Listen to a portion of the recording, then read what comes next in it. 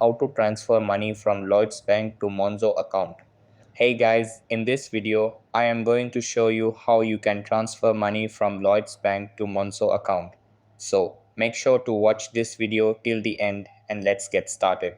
So the first thing that you want to do is open up the Lloyd's bank app on your mobile and make sure it is updated to the latest version available.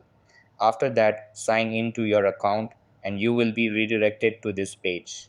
Over here, you have to tap on Pay and Transfer, which is at the bottom of your screen. When you go over to Pay and Transfer, choose the option to make a payment and you will be able to register a new payee or recipient. This is important. This is where you will be able to assign the external Monzo account into the Lloyd's bank account that you have.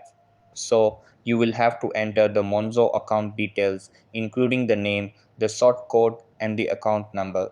You will be able to find all of this information available on the Monzo app or the online banking section. Once you include those details, you will see them appear under the pay options and you just have to tap the Monzo account. Enter the amount that you wish to transfer and you will be able to customize the transfer like the option to make it a standing order and other aspects. And once you double check all of the information, you will be able to confirm it.